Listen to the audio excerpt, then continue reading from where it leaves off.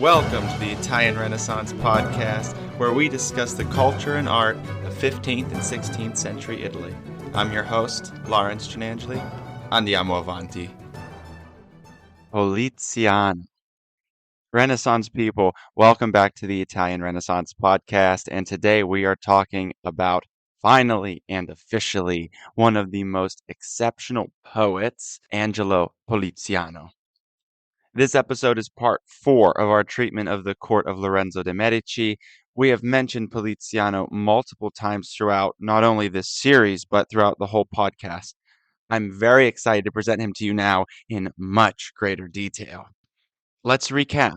Lorenzo the Magnificent rose to power alongside his brother Giuliano at quite a young age when their father Piero died in 1469.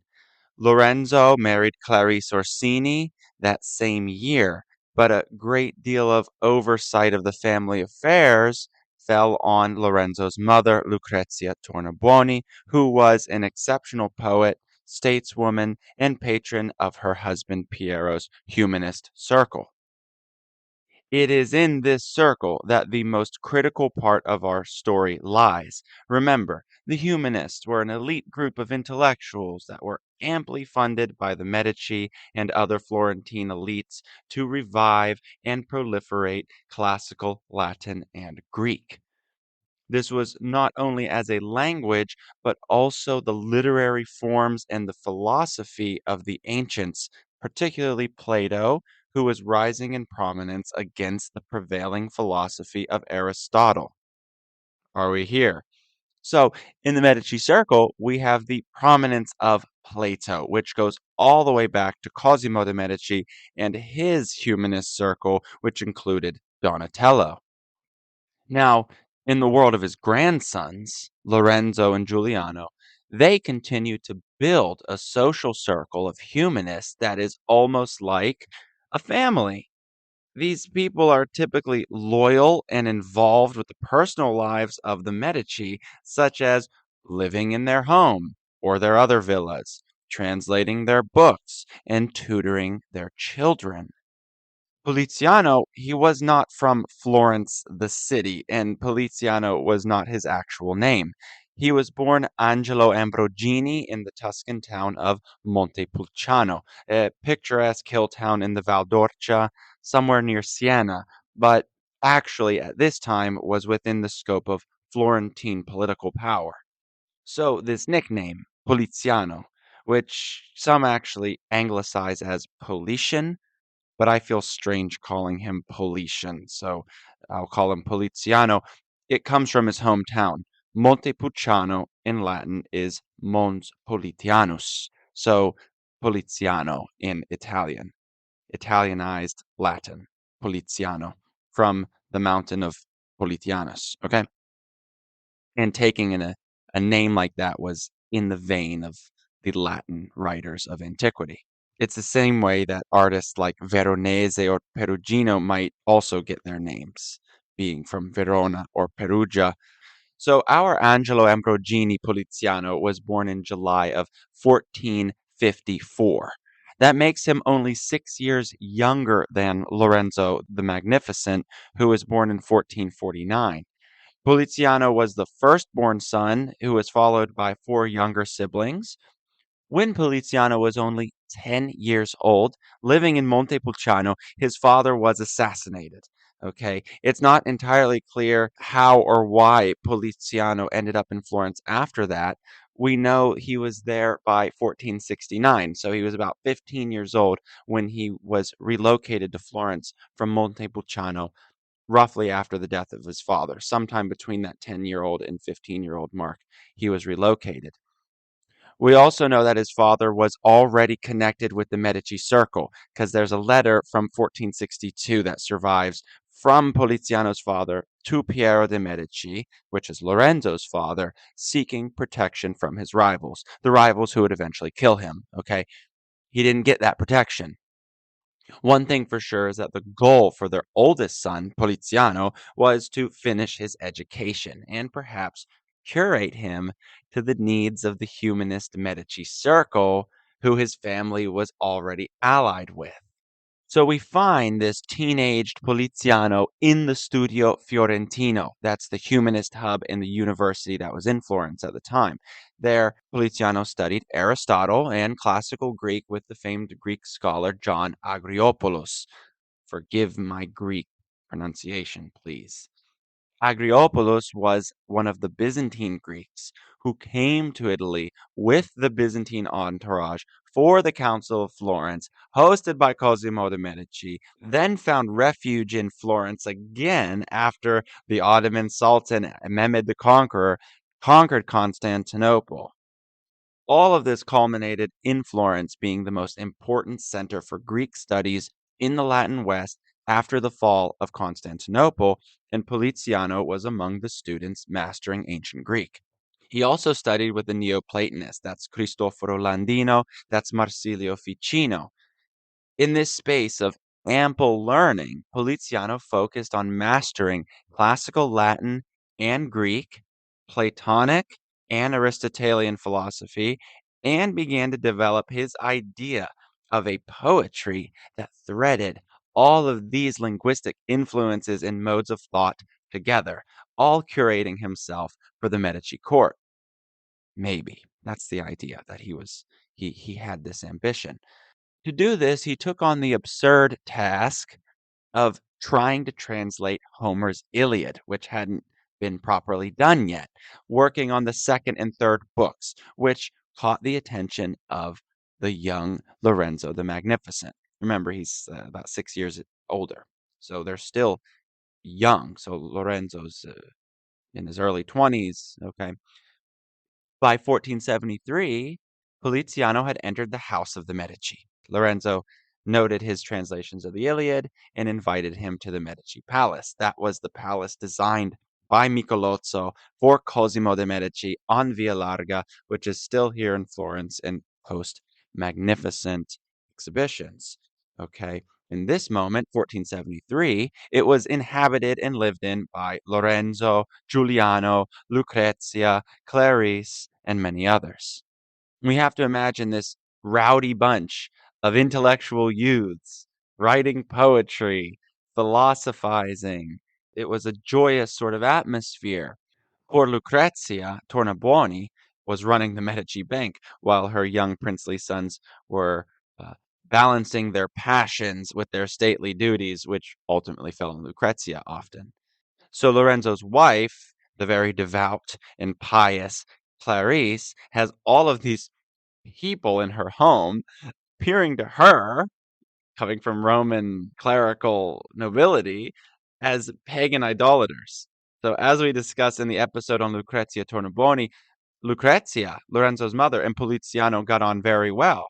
They praised each other's poetry, they used each other for poetic inspiration, and before long, in 1475, Poliziano became Lorenzo's secretary and tutor to Lorenzo's son, Piero, the future Piero the Unfortunate. It is in this time that Poliziano began his most popular work, his Stanze per la giostra di Giuliano de' Medici, or in English, Verses for the Joust of Giuliano de' Medici. This is a work of poetry commemorating the historical joust of 1475 that was put on in honor of Giuliano. The joust, horseback riding with the lance and you spear someone off the horse, or a tournament, this sort of hyper medieval concept that they were still, of course, doing in the 15th century. But they were more, Giuliano wasn't going to lose. You know what I'm saying? So this poem, what we refer to as the stanze, the poem was written in the vernacular, that is, the spoken language of the time in Florence, which was in part Poliziano's greatest skill, vernacular poetry. And I want to reiterate that he was proficient in Greek and Latin, and he wrote extensively in both, especially Latin.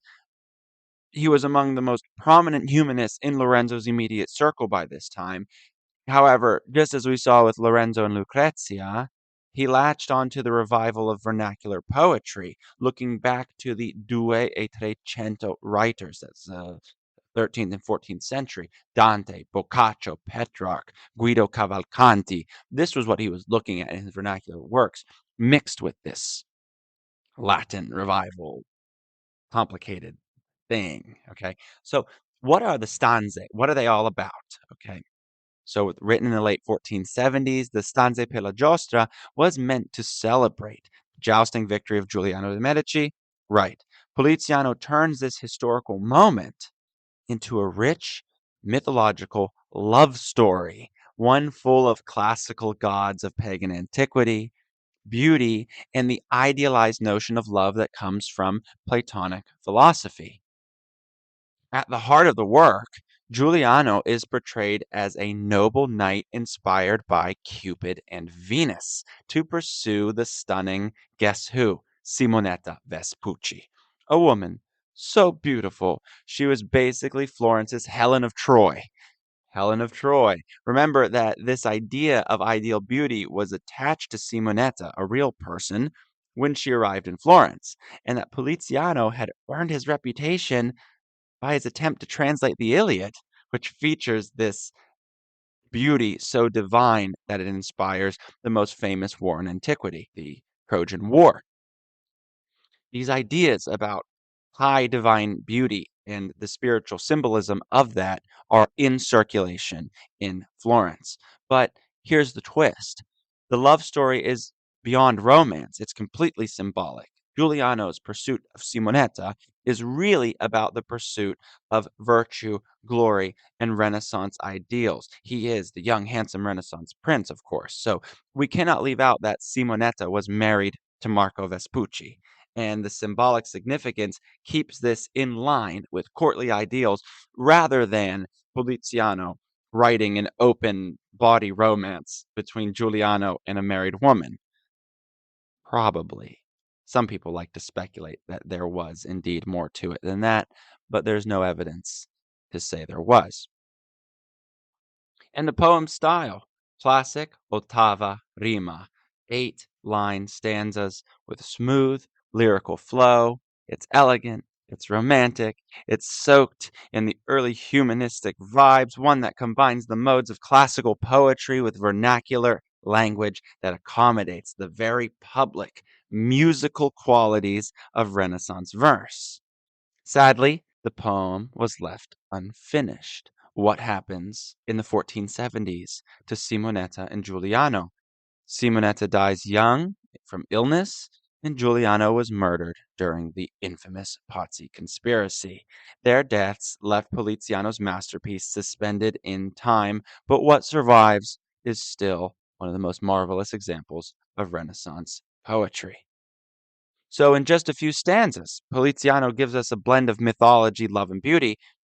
I want to recall that I have referenced this poem in the past, and it served as likely inspiration for larger mythological paintings that Botticelli would produce for the Medici in the 1480s. The stanza reads as a bucolic ode to the pursuit of love and glory, curated by Cupid and Venus. Since ideas were always interchanged, we can look at the literary image of Venus here similarly to the symbolic reading of her in painting as the symbol of human intellect, which the Neoplatonists believed was linked to the perception of beauty. Isn't that wonderful? We have to always keep in mind that Poliziano was very close with Lorenzo and Giuliano. So in 1478, when the Pazzi conspiracy came to a head, Poliziano was there in the Duomo of Florence and watched the murder of his friend when Giuliano was plugged full of holes by the Pazzi conspirators and Lorenzo got away with a slash and escaped. So he watched his friend die. Okay, so this wonderful, bright, and exciting mythological poem about the joust of Giuliano in honor of Simonetta Vespucci, it was never finished. It was cut short by tragedy. And Poliziano instead soon produced a historical account of the Pazzi conspiracy, which serves still today as an important document in understanding not only the social climate, but an eyewitness account, always biased since he was a Medici partisan and likely had an emotional attachment to Giuliano of some variety. By the next year, after 1478, after the Pazzi conspiracy, the death of Giuliano, the wrath of Lorenzo, Poliziano was with Clarice and the children, the Clarice and Lorenzo's children, at the Medici villa of Careggi, but this did not go very well. We have to imagine. Clarice Orsini comes from a highly religious Roman family. Here, in her home, tutoring her children was Poliziano. Giuliano was dead. Lorenzo was essentially eliminating the conspirators and re-solidifying Medici control in Florence. The atmosphere had changed. So, writing to Lorenzo, Clarice only explains that Poliziano had committed 1,000 villainies. That's a quote. 1,000 villainies. She kicked him out of the villa in Careggi, and Poliziano later wrote to Lorenzo as well from the Medici villa of Cafaggiolo. So what are these 1,000 villainies? It's not really known. We can surmise some things. Certainly that humanist education provided by Poliziano, which was requested and desired by Lorenzo for his children, was not in line with Clarice's vision for the Medici kids. Yes, Poliziano had a strong ecclesiastical knowledge as well. He certainly was not tutoring in that to the means in which Clarice preferred. She probably saw little use in them learning Greek, and Poliziano could also be a bit of an antagonist. And that's probably why I like him so much. I sort of eat up this kind of historical drama. We assume maybe an argument happened between Clarice and Poliziano, or Clarice was actually arguing with Lorenzo long distance and used Poliziano as a means to strike at him. In any case, Poliziano was removed from the home. This is all just supposition. Then both parties wrote to Lorenzo to say sort of what happened in vague, polite terms, so on and so forth. It's a bunch of family drama, so to speak, even though Poliziano was not a Medici. Not long after, when Lorenzo left Florence for Naples, so Naples was at war with Florence, and Lorenzo wanted to make a peace agreement with King Ferrante, so he went to Naples. Understand how crazy that is. He's so confident in his ability as a diplomat that he went to the court of the king in which he was in war with, which means he could have easily just been killed when he got there. So Poliziano left Florence for his own safety, given that the protector was gone. If Lorenzo did not return from Naples, certainly everyone close to him was at risk of being killed. So in Mantua is where we find Poliziano. He's severed ties with his argument with Clarice. He's left Florence with Lorenzo on his way to Naples. Of course, Lorenzo's going to succeed, by the way, and come back. But now we find Poliziano in 1480 in Mantua, and probably for the Carnival of that year, he composed his other masterwork in the vernacular, his Orpheus, or Orfeo, the Italian for Orpheus. I'm particularly drawn to his work, Orpheus, because it has a remarkable moment of poetic verse that, in an offhanded way, sings of same-sex desire. I know.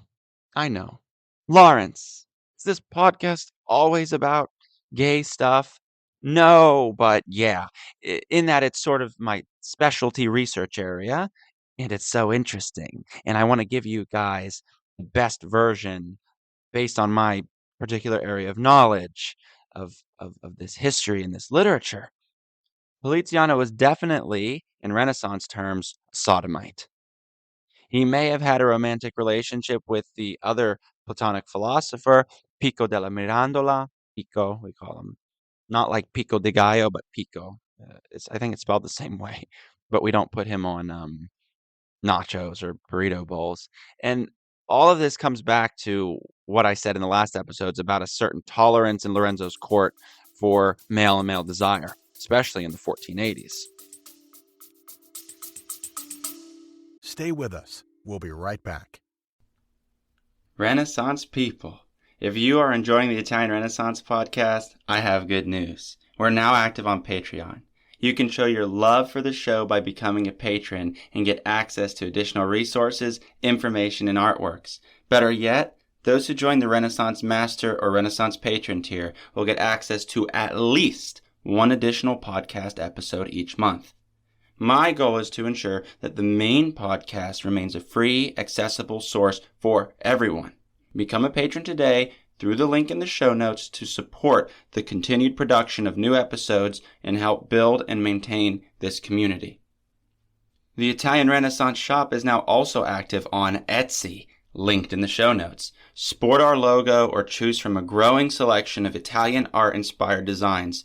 Discounts are offered to select Patreon tiers as well. Your support has my immortal gratitude. Now, enjoy the show.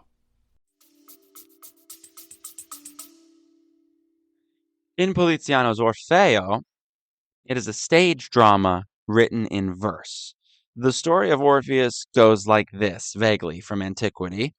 After his female lover Eurydice dies from a snake bite, Orpheus journeys to the underworld. He charms Hades with his music and is allowed to lead her back to the world of the living. But only if he doesn't look back at her until they have both left the underworld. Just steps from the surface. Orpheus is overcome with doubt. He turns too soon, and Eurydice vanishes back into the underworld forever. He's lost her. His journey into the darkest depths has been for nothing. The love of his life is gone. So Poliziano puts this into dramatic verse in Italian vernacular, Florentine vernacular, and in this moment, similar to Ovid, Orpheus does something remarkable. He swears off any future love of women in favor of, quote, the better sex. Renaissance people, that's men. Very quick, I'll read a part of this verse, and I'll read it in the original vernacular, and then I will translate it. Orpheus says in Poliziano's Orfeo, E poi che si crudele è mia fortuna, giammai non voglio amar più donna alcuna. Da qui innanzi vocore fior novelli, la primavera del sesso migliore. Okay, what is that saying? And from here, since so cruel is my fortune, then I no longer want to love another woman. From here on, rather, vocore fior novelli. I want a new heart and new flowering, the spring of the better sex. Something like that. Okay, so basically, no more women. I'm only going to pursue men. And then Orpheus continues. There's a series of verses in which he lauds the same-sex male couples from ancient mythology. First is Zeus and Ganymede, and then Apollo and Hyacinthus, and then Hercules and Hylas, okay? And in this blasphemy against the female sex, he is heard by the Maenads of the forest. Those are the female Bacchanti, the followers of Bacchus, who kill Orpheus in a rage and tear all of his limbs off and scatter him around the forest. It's crazy. This ending is not an invention of Poliziano, by the way. It comes directly from Ovid, that ancient Roman poet who Poliziano is reading. So Poliziano provides us with this dramatic end too, but one that tells us that writers of his day were in tune with the sexual appetites of their mythological muses. And Zeus, Hercules, and Apollo and Orpheus are not the only known multisexual deities from mythology. We can also imagine how Orpheus might appeal to a man, hint, hint, Poliziano, in the Renaissance who has intimate inclinations towards other men, especially a poet who writes lyric poetry, since Orpheus was the most beloved poet-musician of Greco-Roman mythology. I don't do psychoanalysis, but we should not ignore the layered meaning that is present here in Poliziano's work and his choice of Orpheus. And despite his fallout with Clarice and Lorenzo, Poliziano did return to Florence, and he was elevated to the role of teacher at the studio. Remember the studio where he studied when he transferred from Montepulciano to Florence as a 10 to 15-year-old. He's now a professor there. And Lorenzo, even though he wasn't bringing him back into his home because of Clarice, gifted Poliziano a small villa near the Villa Medici in Fiesole, just outside of Florence. So they're still close. And it's only after Clarice died in 1488 that Poliziano could re-enter the Medici home. So we know he was also custodian of the Medici library, right? The famous one started by Cosimo de' Medici. So he's back in the center of it all after Clarice dies in 88. And it is in this center of Medici cultural production that we find Poliziano in 1489 when Domenico Ghirlandaio, that wonderful painter, the master of Michelangelo, sent his 14-year-old pupil, Michelangelo Buonarroti, to study in Lorenzo the Magnificent's sculpture garden, which was a request by Lorenzo. He requested for Ghirlandaio to send me your best, and he sent Michelangelo. Michelangelo entered the Platonic Academy. That is an informal academy. So he's studying Platonic thought under the same people who are teaching it at the studio, more or less, with some overlap. And it was here that Michelangelo developed the philosophical style of his art under the tutelage of Ficino, of Poliziano, and others. Michelangelo's most remarkable work from this period still survives, and it is called The Battle of Lapids and Centaurs. It was his last work that he did for Lorenzo. So he gets there in 1489, roughly, and we're now in 1492. He's been training in sculpture, and this is the last thing that he does as a, 16-year-old. He's maybe 16, Michelangelo, when he finishes I say finishes. It's not finished. When he's done working on the Battle of Lapids and Centaurs, Michelangelo himself told his biographer, Ascanio Condivi, that Poliziano served as the rhetor for this work, instructing him on the subject matter and significance. We essentially see a battle between man and centaur, as in like men and centaurs, even though you can only kind of see one centaur in it. Anyhow, the bestial nature, our bestial nature, is symbolized in the half man, half horse who struggle against our better selves, the full human element of the sculpture.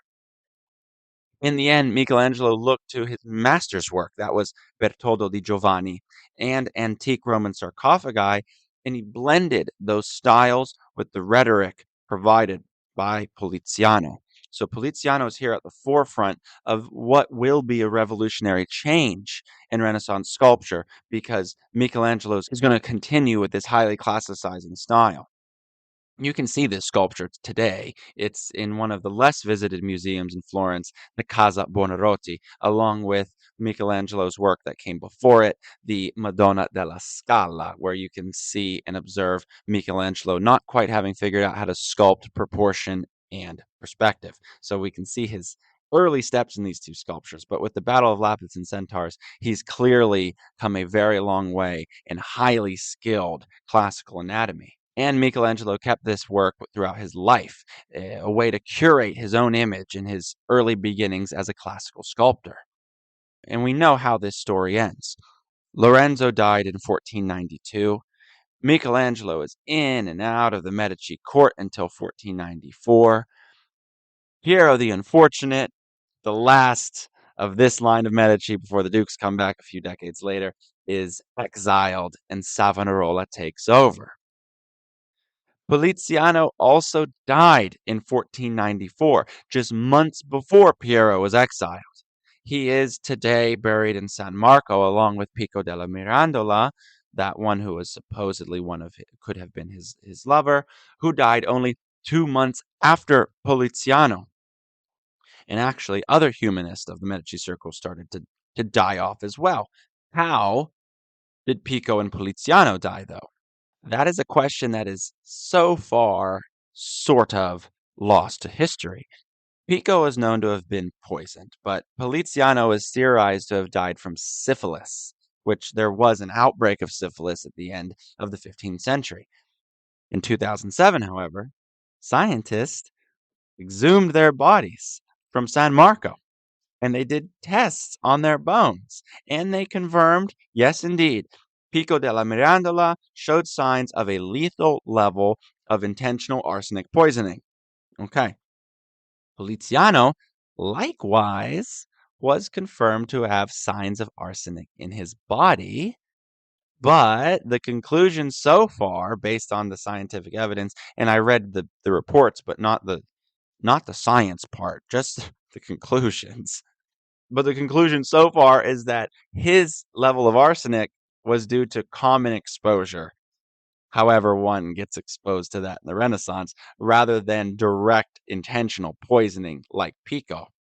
However, syphilis was also ruled out during the analysis of Poliziano's bones. So, at 40 years old, one of the most important Renaissance humanists was dead, along with his colleagues, and the Medici were expelled and exiled from Florence. It seems like a brutal and sad end to what was truly a glorious age for the production of art and literature in the Western world. Although, with all of this grimness aside, we cannot leave out the contemporary myth that circulated in Poliziano's day that the poet had actually died, leaving his sick bed to go serenade a young man. That didn't happen, but that's what they said about him. I strongly encourage you guys to read Poliziano if you can. I only discussed two of his works in the vernacular, but he was a highly prolific writer in all varieties and even had a large collection of short verses. Renaissance people, thank you so much for tuning in. If my heart was not inevitably pulled towards the visual arts, I would have probably dedicated myself as a Poliziano scholar because I am so moved by his work and his history and his essential role in launching the Renaissance as we know it into the 16th century. Then, if I had followed that, we wouldn't have this podcast. So I'm glad we are where we are. I look forward to talking to you all in the next episode. And until then, arrivederci.